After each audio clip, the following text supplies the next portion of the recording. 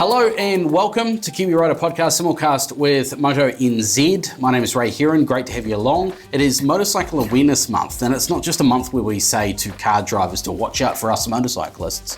It's a month where we are trying to upskill ourselves as motorcyclists to make sure that every ride we go out on, we come home from and we live to ride another day and ride forever. At the end of this video or in the description at any time, you can click on the link to go through to the Ride Forever website.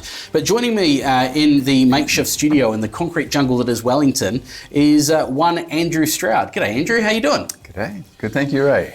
Well, thanks so much for taking the time to be here. I know that you've just done a massive trip down from Wanganui today. Not only have you been up there as well, what are you riding at the moment? It's got a Suzuki V-Strom 1050, DL 1050. Is it the same one that we saw you going around Cemetery Circuit on at Christmas? Yes. Yeah. That's it. Although that's in Christchurch at the moment, because I had to fly out to meet my son racing in Sydney a few months ago, and I just haven't got it back yet. Right. So I borrowed one from Suzuki today. I drove down from Hamilton to Wanganui and picked it up and just made it here. Your son Jesse is doing great things in biking and motorcycling and racing at the moment. We'll get back to him, but I want to just touch quickly, and I know this is slightly off topic, on Cemetery Circuit. There's adventure bikes coming to Cemetery Circuit. What do you know about that? Yeah, I saw that. I think that'd be good because. Does that excite you now that you're kind of on a V-Strom? Yeah, well, I rode mine round in the lunch break last year, and it was great fun. It just ploughs through the bumps so much better than anything else I've been at. Yeah. Because, the long suspension travel, and all those corners at Wanganui, those little right angles with big dips in the middle, you need a bit of travel, and Absolutely. Great.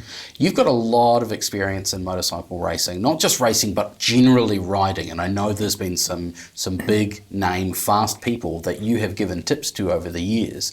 Your son Jesse is probably in the prime position to learn the craft from the master. What kind of things are you teaching Jesse, or is he getting tips from other places? We follow each other around a little bit on track days and things, and swap bikes. And I think I help him the most on getting his bike set up well. So I did that for so many years that I can ride it and feel what's going on, and then talk to him about it. Then he can start to get it. Then we work out a plan how to fix it and how to make it better. And that's probably the biggest area where I can be of use to him. How much of it is bike setup and how much of it is rider skill when it comes to winning a trophy, for example? I don't know. You've definitely got to have the skill and determination and talent to go with it, but if you can't get the bike set up properly, you can only go so far, and the guys that can get them up set up properly, they're going to be hard to beat. Which is what I did so many years racing, say New Zealand Superbike Championship. It was setting up the bike was a big part of it. I like that just as much as the riding myself. So it made it hard for the guys coming through. I've been doing years at just refining everything.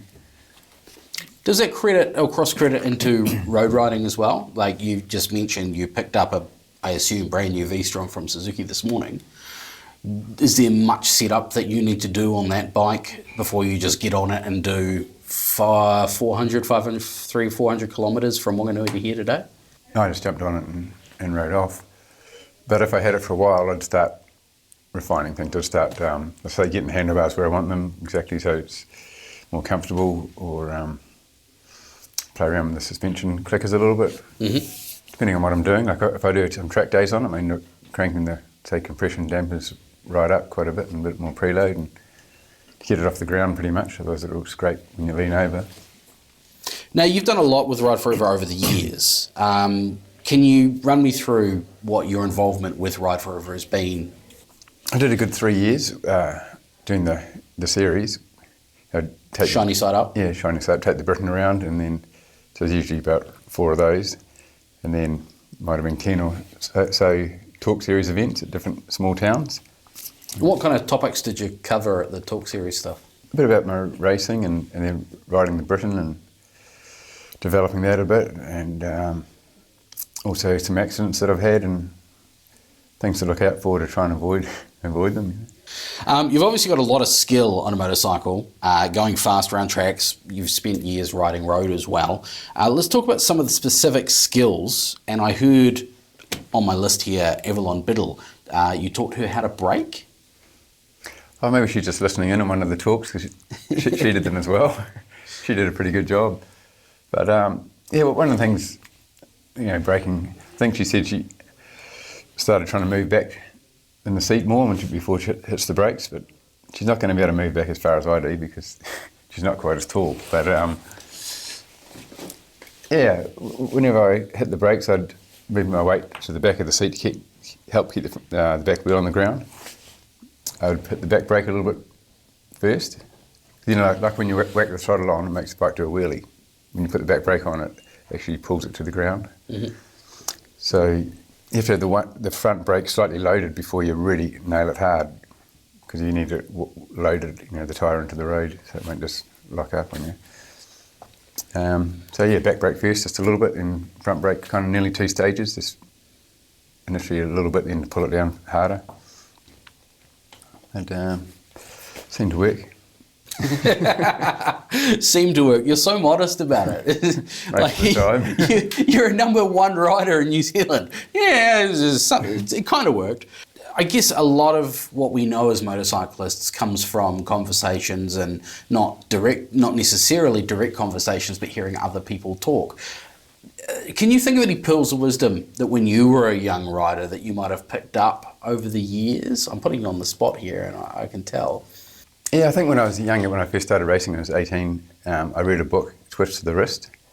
I didn't remember really anything from it except for a couple of points. Look out for markers, for braking markers. But the main thing was like no delay in between brakes off and gas on, pretty much. And I really ended up going a second or two faster a lap round Manfield. Really concentrating on doing that, braking all the way into the apex, and then straight on the gas again without that coasting in the middle. But yeah, I think the bikes back then a bit lazy in the steering geometry anyway, so holding the front brake on, keeping it down, would help it turn in harder as well. So it wasn't just that technique, but it was that's something. When you're racing, you can't muck around. There's not much time for coasting. Yeah. You're either slowing down or going faster, right? Yeah. How much of that on the track translates to road riding? Is what you do at 240 kilometres an hour still relevant at 70, 80, 100 kilometres an hour? Yeah, well, you still look at the corner that's coming up, and then you still pick your line through it. It's going to straight line it a little bit, and but not quite racing lines. But on a racetrack, you start from the outside, hit the apex in the halfway through the corner, then run out of it. And you always want to give yourself room on the exit. You never want to end up running out of road or. That's on the road. You want to give yourself room on the exit, as opposed to a track that you've done 50 laps already and you kind of know pretty well. Yeah. I always look at the surroundings. Like, say I'm racing around Wanganui, and there might be some power poles down the straight. I know I don't want to be ending up in one of those. Mm-hmm. So it's apex just a little bit later than normal. So I've got the bike pointed more down the straight, a bit more upright. So if it slides when it's kind of half leaned, you can control it a lot easier than you can when it's like full lean with the gas on. Mm-hmm. And I think the same with the road. You don't want to be going around corners and knowing there's barriers, or even where still traffic coming the other way. You don't want to be running wide on the other side of the road. And even I always if it's wet or something, shiny patches or white lines and things. If there's no runoff area, I'm always just super cautious. But when I was younger, when I was racing, I didn't really think about that. I'd be going around Pukekohe, there's hardly any runoff in some areas, and it's quite fast. But I'd be racing, and I'd be focusing on that. And I think it's easy to do is, when you first start out, even on the road, just not really realising the consequences if you fall off in different spots. It's really worth taking note and just thinking, okay, if I went down here, if there's a little bit of gravel or something, or a bit of diesel, or a bit of just a shiny spot on the road, just where am I going to end up? So Do you think that's a maturity thing? Like they talk about when you're a youngster, I think it's the prefrontal cortex isn't fully developed, and that is, if I'm understanding it correctly, the part of the brain that is responsible for thinking about consequences, which is why us at 18 will go out and do 120 kilometres down a 50k stretch, but at 40, 45 we may not. Do you think that's got something to do with it? Oh, definitely, yeah. Yeah. Just thinking about the consequences of where you're going to be and what's going to happen is enough to slow you down. Yes, yeah, exactly. As we get older and start working it out a bit. But I did a road race at Wanganui at Whangarei one year. I was riding back with Simon Crafer. He's on his G6 1100 and I was on a TZR 250. But I remember I came around the corner and it kind of was blind and it tightened up and it ended up on the other side of the road coming out and there's a big truck coming straight at me. I got back onto my side just in time. But it was enough to make me think that I'm just going to assume every corner is going to tighten up if it's blind. Yeah. And then if it does, then I'm totally ready for it. And that made such a difference. Just, you set yourself up so you come out tight, and if it opens up when you think it's not going to, then you just get back on the gas again, and you haven't really lost anything. But it's just a lot safer way to ride. So when we're talking about margins and how much margin you leave, say exiting a corner, when you're on the track, you will leave less margin than when you're riding a road that you may not have ridden for 6 months. Is that what essentially where we're going with this conversation? Yeah, exactly. Yeah. Yeah. But the important part is just to have a margin. On the racetrack, you didn't do hundreds of laps, so you cut it closer and closer all the time, and you push the limits a little bit more and a little bit more gradually all the way through the weekend. But on the road, you don't have that luxury. Just new corners coming at you all the time. Yeah. So let's talk about what happens when we run out of margin. Are there any crashes you've had on track that you have had the chance to analyse and think about what you could have done differently at all? I could tell you one on the road. Yeah, sure. Which really surprised me, and I don't know how it caught me out, but I did a 3-day ride around the North Island, around the East Cape and Gentilani down to Taihape and Whangamongama, all the windiest roads you can kind of think of, with a bunch of guys, about 25 of us. And I was just riding back this last little section back home to myself, going past where Hobbiton is, and had my son on the back, Joe on the back. And then this one corner it's a bit off camber and downhill and a bit blind, and ended up just, I was kind of in cruise mode, and I ended up just running out of road coming out. It was kind of downhill and off camber, and ended up being on the grass at 100 k's, and thinking, man, I thought I had that sorted, but didn't. So anyone can get caught out by it. Was that one of those moments where you zone out almost, and then you snap back into it and go, how did I end up here? Because I know myself, I probably shouldn't admit to this, I can do 20 k's up a motorway and get to the end and go, oh, well, that was quick, I don't remember any of that. You kind of zone out a little bit. Or was it something else? I think a little bit fatigued after riding for 3 days. And also, you ride for so long, you might just be you might be riding, say, 70% through corners, 70% braking of the bike's capabilities. And all of a sudden you need to ramp it straight up to like 95% or 90% to make the corner. But you've been in such the mode of 70%, it's hard to make yourself do it instantly without thinking about it. Because I analysed it afterwards. I thought that bike would have easily stopped. I could have put more front brake on and leaned it over harder with that front brake on. It's actually quite amazing how much the ABS can save it, even if you do go too hard. I've done it before on that bike, and I've leaned over pretty hard with the brakes on hard, and it doesn't really go anywhere. So I definitely could have made it, but I just need to snap mine into gear quicker to be ready for it. But. So clearly you do a lot of road riding. It's something you enjoy? Yeah. Yeah. What sort of riding? I know you're on an adventure bike now and you're known for sport bikes, maybe the Britain. What do you enjoy doing when it's just you going out on a beautiful sunny day, or you and a few mates? Are you a canyon carver? Do you get it on adventure? Would you prefer to go to a track day? Oh, a bit of everything. I like the track days as well, but I've done some big rides with a whole group of us, a lot of ex-racers. Aaron Slight usually goes on them, and Richard Scott, he rode Lucky Strike 500s for a bit, and Gary Goodfellow, who won a World Superbike race. There's lots of guys that have done a lot of racing, and it's great fun, but we usually pick the windiest roads you can think of, kind of stay off highway ones and stuff like that, as much as possible. And is there any bravado in that group, or are you all old and mature now? Yeah, that's the theory, yeah. I'm pretty sure you probably still egg each other on, right? A little bit? Just a little bit? Yeah, there's a little bit, but at the same time, no one's really got much to prove, kind of. So who won? Back in the day, when we were all on track, who was the fastest? Oh, on the racetrack? I think Aaron did the best out of all us New Zealand guys and getting the factory rides and stuff. Yeah.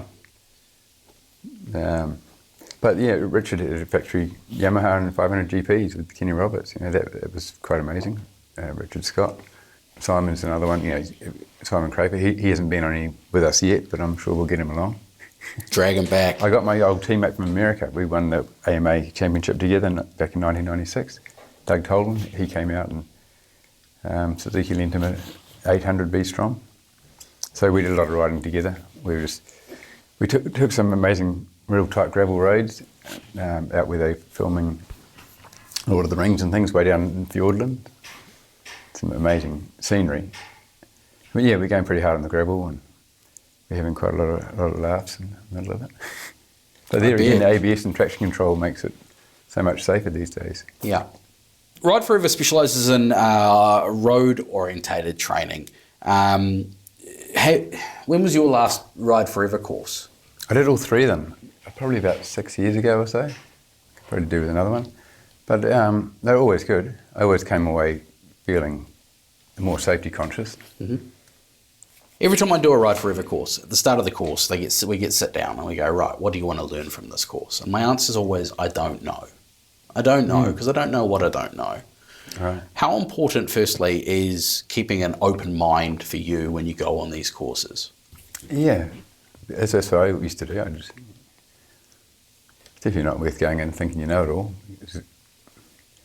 Because none of us do, and you can always get caught out by something, and which the mission is to avoid being caught out by anything. And if you can pick up something, even just one little thing from an instructor, it's all good. So you pick things up still? Yeah, I think so. Where I'm going with this is, fastest rider in New Zealand at some point. You're so well known, so well renowned for riding fast bikes, but you'll still go and get on a V-Strom and go and do a Ride Forever course and learn something, right? Yeah. Even if it's refreshing an idea that already existed in the back of your brain that you might have forgotten. Learn to be a bit more responsible, or whatever it is, Let's go back to your kids. You've got a few kids. How many of them are into motorbikes? I've got 5 sons, and they all race, except for one. So, and even some of the girls are pretty keen. So we've got plenty of motorbikes at home. You must have a shed full. I spend too long maintaining them. They like to ride them and break them and walk away. They're getting better, but they're all super keen. My youngest son, Joe, he's 15. He's been racing High Sun Cup from 300 class last year. He's super keen. How many of them does the bug credit into road riding? And how as dad, forgetting your whole riding career, but as dad, how does that make you feel? I kind of let them, they've got to drive it a bit themselves. I don't want to set everything up for them and push them along into, pushing the limits out there on a motorbike. And it's got to be something they want to do. But say the youngest son, Joe, he's got to slow him down. He just wants to win on the first lap from the back of the field.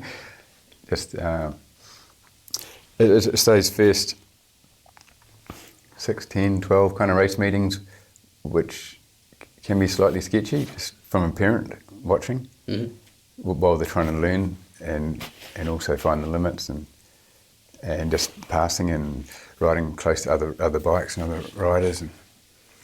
And then when they get through that stage and you kind of know that they know what they're doing, that's a whole lot more relaxing as a parent. But even still, with Jesse in Australia, it's so competitive over there, and there could be 6 or 8 of them all going to the same corner at the same time. But also doing a lot of background and dirt bikes. That's a really big thing to do for because when the bike slides around, it's all got to just come naturally. You got to react perfectly, just without even thinking about it. Because quite often, if you have to think about it, by that time it's too late. But if you've had a big slide 1,000 times, and you've worked out what you've got to do to not get thrown off, that's where you need to be before you start road racing, I think. How many of your kids are road riding? 3, and probably 4 very soon. Does that worry you? Do you push them towards Ride Forever courses, CBTA training, anything like that? Or do you just kind of take a step back and say, all right, off you go then? Oh, we go take them out to a paddock or something, or a little motocross track, or ride around together, and that's a good head start for going out on the road. But still had one son who's, had a little 200, and he's leaving the house one day, and I thought, every time he goes out, it's not, you got to watch what you're doing out there, and this one particular day, he went over a speed hump and had a tank slapper, couldn't get out of it, tore the handlebars out of his hands, and he couldn't even get to the brake, and he just missed this concrete power pole and then hit a fence, broke his femur, and went through the growth plates where that leg stopped growing now. So that's a problem. But it was unfortunate. He didn't really expect it.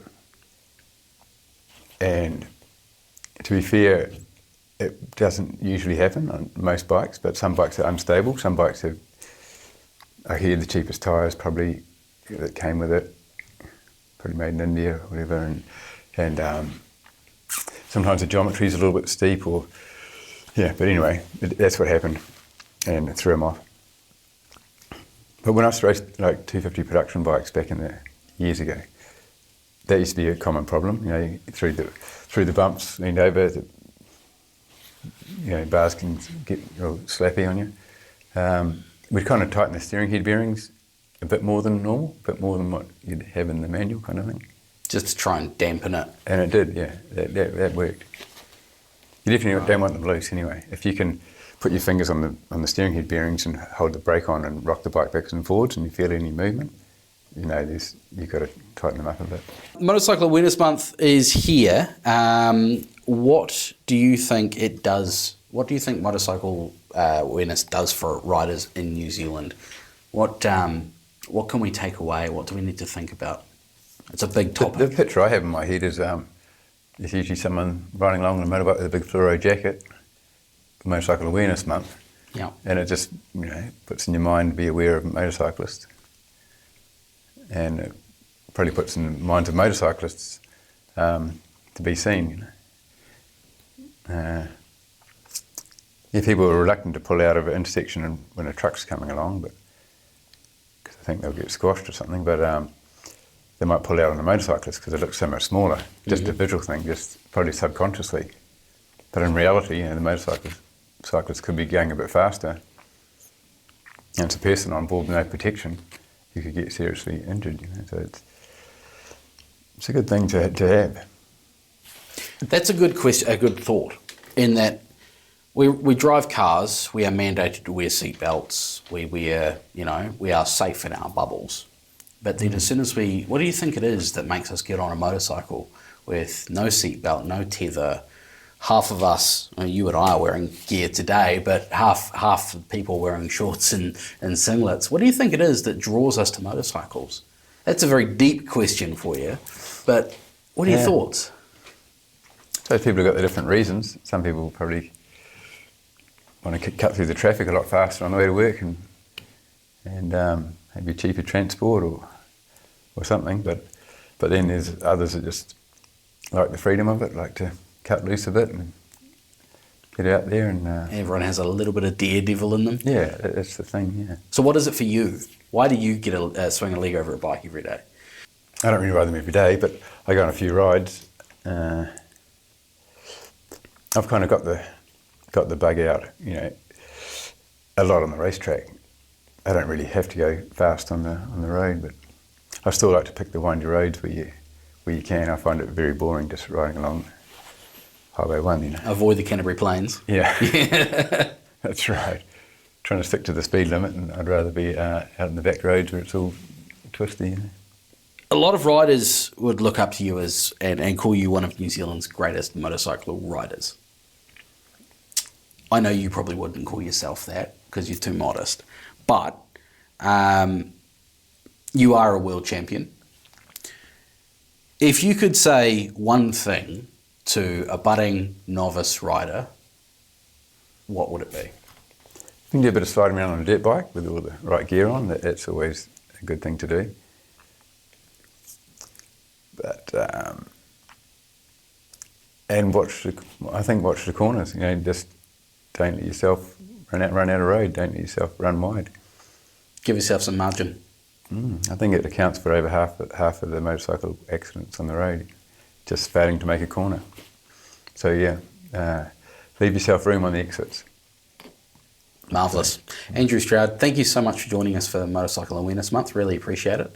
I understand there's some videos that are going out on the Ride Forever social media pages as well, so viewers can check those out. rideforever.co.nz is the website to go and check out.